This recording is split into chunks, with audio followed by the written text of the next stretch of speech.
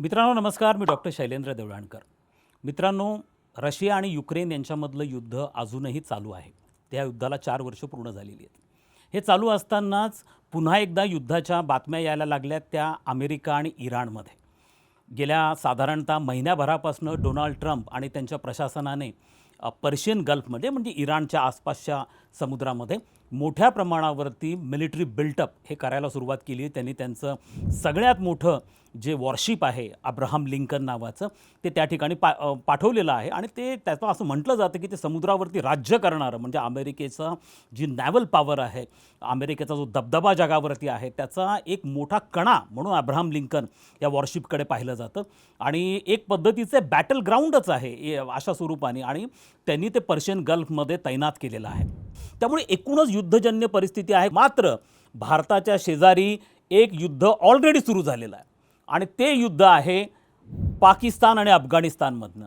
आणि मित्रांनो, ते युद्धच त्याला म्हणावं लागेल, त्याला संघर्ष किंवा काय छुटपुटच्या गोळीबार वगैरे अशा स्वरूपाने म्हणता येणार नाही. याचं कारण असं आहे की पाकिस्तानच्या संरक्षण मंत्र्यांनी ऑफिशियली घोषित केलेलं आहे की आम्ही अफगाणिस्तानच्या तालिबानच्या विरुद्ध युद्ध पुकारलेलं आहे आणि त्यांनी ओपन वॉरचं डिक्लेरेशन केलेलं आहे. हे लक्षात घ्या.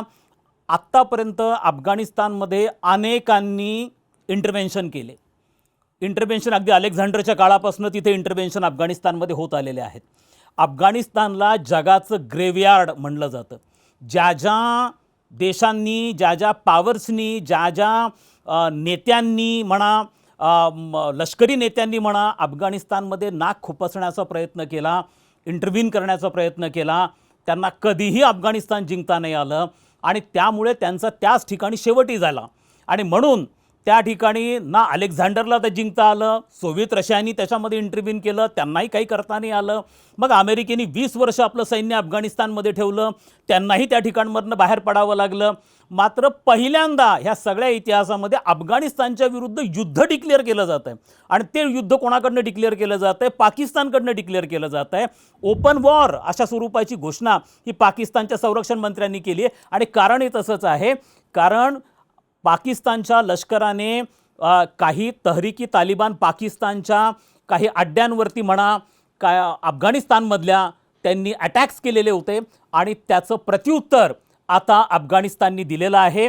आणि हे जे प्रत्युत्तर आहे इतकं भयानक आहे की पाकिस्तानची राजधानीच्या आसपास अगदी त्यांच्या प्राईम मिनिस्टरच्या ऑफिसच्या आसपास आता ड्रोनचे अटॅक व्हायला सुरुवात झालेली आहे. परिस्थिती भयानक आहे.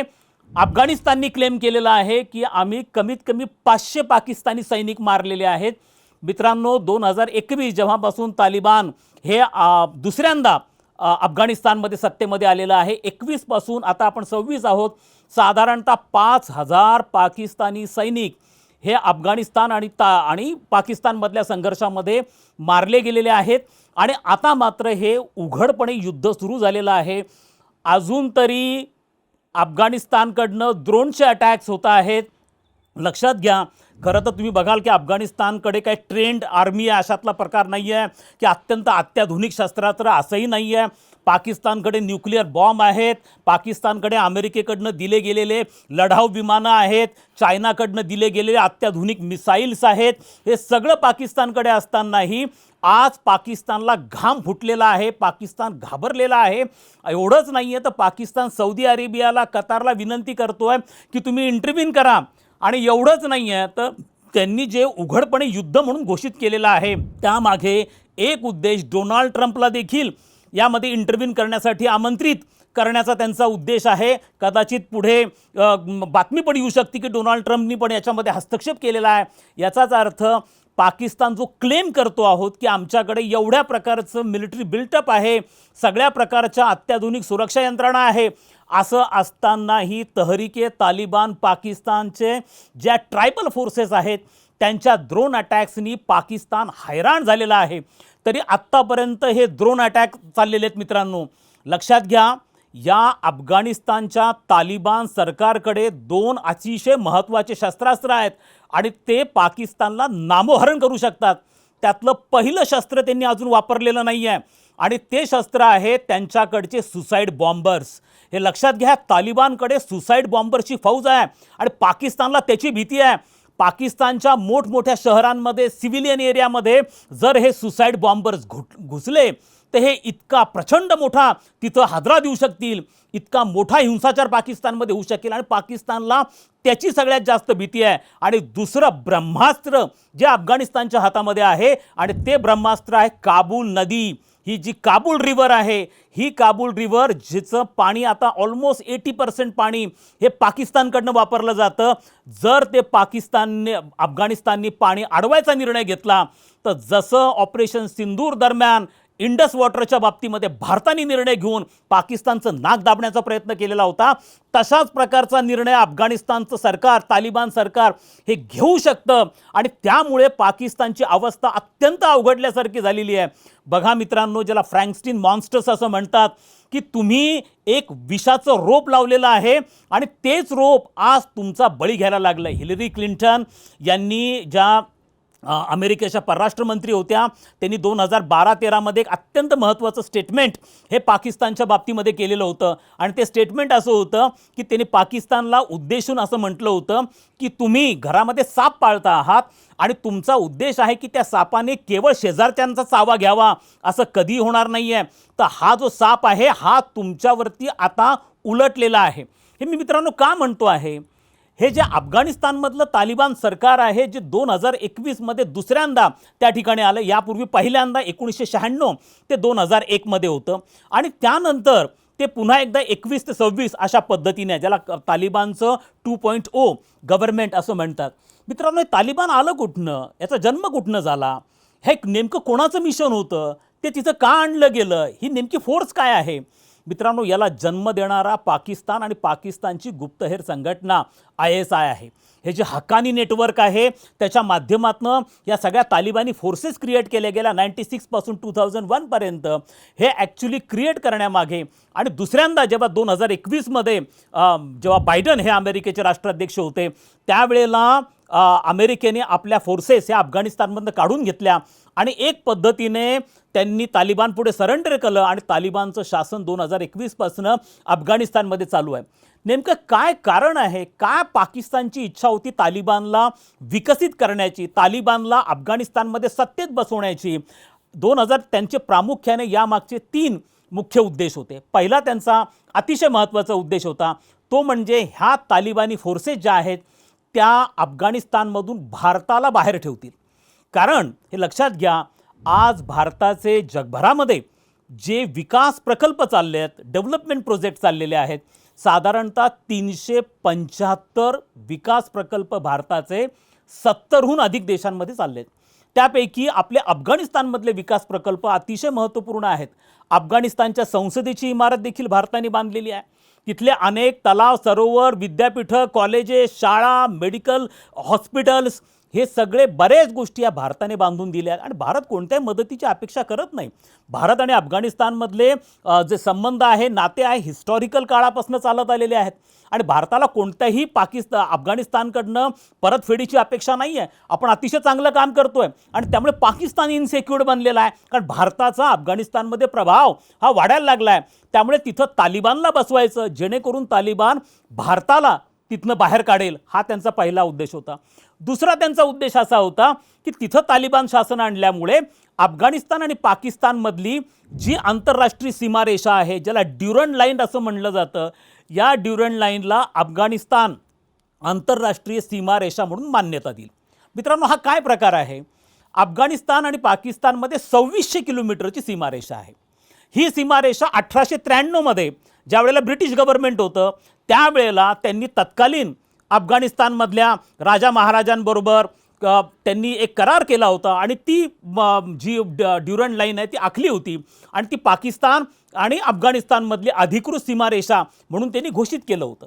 मात्र 1949ला अफगाणिस्तानमधली जी संसद आहे, जिला लोया जिग्रा असं म्हटलं जातं, यांची एक अतिशय महत्त्वपूर्ण बैठक झाली आणि 1949च्या बैठकीमध्ये अफगाणिस्ताननी अधिकृतपणे घोषित केलं की ड्युरंड लाईनला आम्ही मान्य करत नाही.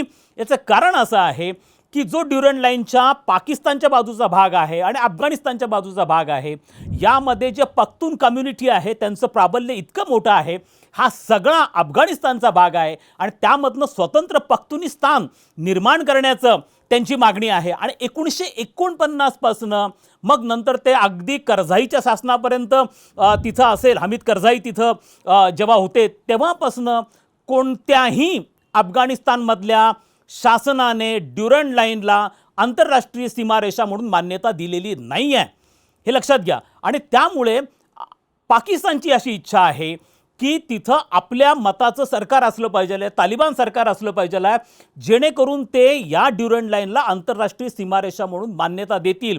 हा त्यांचा दुसरा यामागचा अतिशय महत्त्वपूर्ण अशा स्वरूपाचा त्यांचा उद्देश होता. आणि तिसरं त्यांच्या मागचं जे महत्त्वाचं कारण होतं, कारण त्यांना त्या ठिकाणी तालिबान हे प्रामुख्याने पाहिजे होते, ते म्हणजे तहरीकी तालिबान पाकिस्तान नावाचा जो गट आहे, खरं तर तो पाकिस्तानच्या ISIने तयार केलेला गट आहे. मित्रांनो, हा काय प्रकार होता की ज्या वेळेला ओसामा बिन लादनच्या शोधासाठी म्हणजे अमेरिकेवरती 9/11चा टेरर अटॅक झाला आणि तो टेरर अटॅक झाल्यानंतर अमेरिकेने अफगाणिस्तानमध्ये मिलिटरी इंटरव्हेन्शन केलं, कारण तिथं त्यांना असं वाटलं की ओसामा बिन लादन त्या ठिकाणी जो मास्टर माइंड होता 9/11च्या अटॅकचा अमेरिकेवरच्या, तो मास्टर माइंड त्या ठिकाणी लपून बसला आहे आणि म्हणून त्यांचे सर्च ऑपरेशन त्या ठिकाणी चाललं होतं. अमेरिकेने मिलिटरी त्या ठिकाणी घुसवली होती आणि त्यानंतर तालिबान हे पूर्णपणे स्कॅटर्ड झालं आणि त्यांचं गव्हर्नमेंट तिथलं कोलॅप्स झालं होतं. अशा वेळेला ज्या वेळेला तिथं तालिबान कोणतंही अस्तित्व नव्हतं, अशा वेळेला पाकिस्तानच्या ISIने फटा नावाचा area, federally administered tribal area, FATA असं त्याला म्हणतात, या फटा एरियामध्ये याच तालिबान्यांना आश्रय दिला. कुणी दिला? पाकिस्तानच्या ISIने. आणि मग त्यांच्यासाठी तिथं त्यांनी कॅम्प्स तयार केले, शेल्टर तयार केले आणि त्या शेल्टर्समध्ये त्यांना ट्रेनिंग दिलं, त्यांची सगळी व्यवस्था केली, त्यांना पाहिजे त्या प्रकारचा सपोर्ट दिला आणि तिथनं तहरीकी तालिबान पाकिस्तानचा जन्म झाला. पण मित्रांनो, आता असं झालं आहे की या तहरीकी तालिबान पाकिस्तानचा जो उद्देश आहे तो म्हणजे संपूर्ण पाकिस्तान अफगाणिस्तानमध्ये एक शरिया लॉ निर्माण करायचा. ते अत्यंत फंडामेंटलिस्ट अशा स्वरूपाने आहेत आणि आता ते पाकिस्तानच्या विरोधामध्ये गेले. त्यांना आता स्वतंत्र पख्तुनिस्तान निर्माण करायचं आहे आणि त्यामुळे यांना ह्या तहरीकी तालिबान पाकिस्तानला अफगाणिस्तानमध्ये थारा मिळाला नको म्हणून तालिबानचा वापर करायचा, अशा स्वरूपाचे पाकिस्तानचे 3 उद्देश होते. आणि त्यासाठी पाकिस्तानच्या ISIने विशेष करून आसिम मुनीर जो ISIचा त्यावेळेला हेड होता, त्यांनी प्रचंड प्रयत्न केले. इम्रान खान हे पाकिस्तानचे पंतप्रधान होते आणि इम्रान खाननी त्यावेळेला अत्यंत फेमस स्टेटमेंट केलेलं होतं की अफगाणिस्तान आता गुलामगिरीमधनं मुक्त झाला आहे, अमेरिकेच्या गुलामगिरीमधनं मुक्त झाला आहे आणि आता तिथं खऱ्या अर्थाने आमचं सरकार त्या ठिकाणी, चांगलं सरकार त्या ठिकाणी आलेलं आहे. मित्रांनो, मग काय घडलं या 4-5 वर्षांमध्ये? तर असं झालं की ज्या 3 उद्दिष्टांसाठी तालिबानचं शासन अफगाणिस्तानमध्ये पाकिस्ताननी बसवलेलं होतं, ते 3ही उद्देश सफल झाले नाही.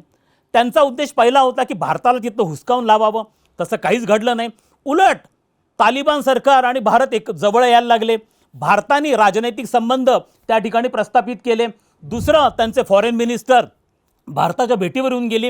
दोन्ही देशांमधला व्यापार व्यवस्थित चालला आहे, त्यामुळे भारताला हुसकावून लावणं हा पाकिस्तानचा उद्देश फेल गेला. दुसरा महत्त्वाचा होता, तालिबाननी क्लिअर केलं की आम्ही ड्युरंड लाईन जी आहे तिला इंटरनॅशनल बॉर्डर म्हणून घोषित करणार नाही. हा अफगाणिस्तानच्या लोकांचा प्रश्न आहे, लोक तो डिसाईड करतील, आम्ही त्यामध्ये इंटरफेअर करणार नाही. आणि तिसरं, तहरीकी तालिबान पाकिस्तानचं प्रचंड प्रभाव हा अफगाणिस्तानमध्ये वाढला आणि ह्या 3ही उद्दिष्ट फेल गेल्यामुळे पाकिस्तान फ्रस्ट्रेट झाला आणि फ्रस्ट्रेट झाल्यानंतर आता मात्र त्यांना प्रॉब्लेम झाला आहे आणि म्हणून पाकिस्तानच्या डिफेन्स मिनिस्टरनी पहिल्यांदा ओपन वॉरची घोषणा केली आहे. आता मित्रांनो, लक्षात घ्या, पाकिस्तान फार हुशार आहे. ओपन वॉर आजपर्यंत अफगाणिस्तानच्या विरुद्ध कोणी घोषित केलं नाही, डायरेक्ट औपचारिक घोषणा केली गेली. काय कारण असेल पाकिस्तानची घोषणा करण्यामागे? एकतर त्यांचे अटॅक्स होत आहे ते खरं आहे की अगदी ते पाकिस्तानच्या राजधानीपर्यंत येऊन पोहोचलेले आहेत, मात्र यामागचं मुख्य उद्देश आहे की त्यांना त्याच्या मागचे 3 उद्देश आहेत.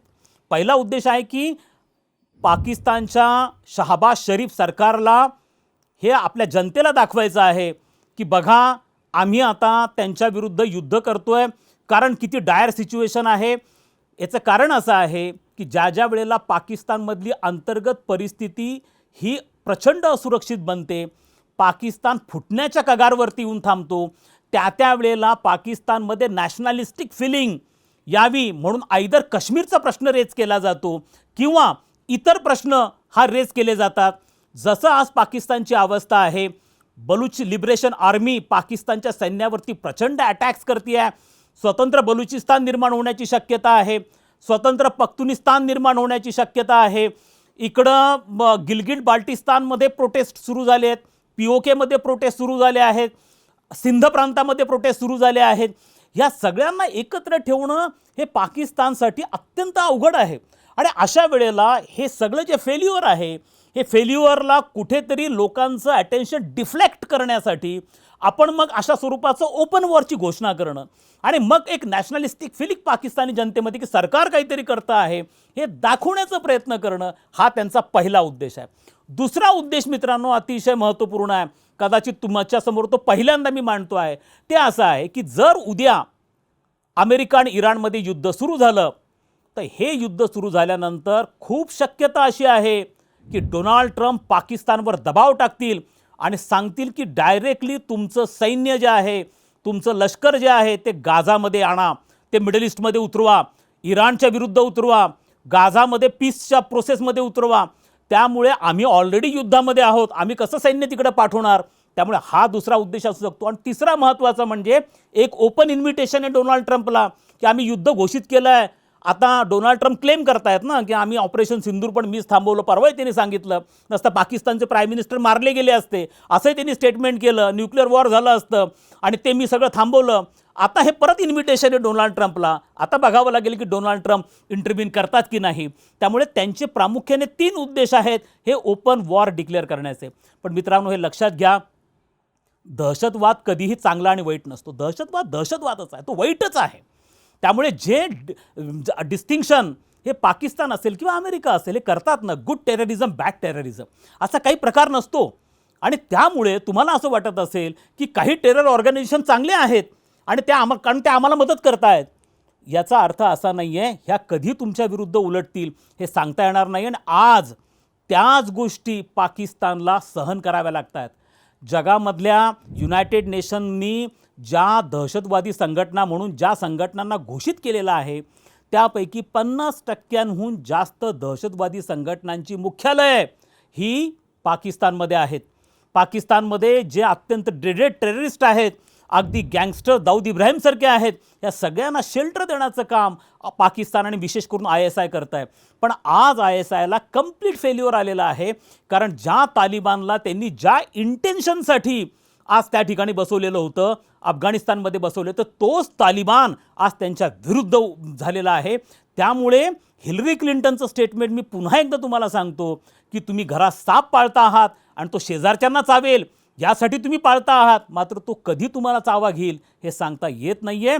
त्यामुळे याच्यातनं तरी पाकिस्तानी शिकलं पाहिजे आहे या सगळ्या गोष्टींमधनं. आणि आता दहशतवाद्यांना आश्रय देणं पाकिस्तानी थांबवलं पाहिजे.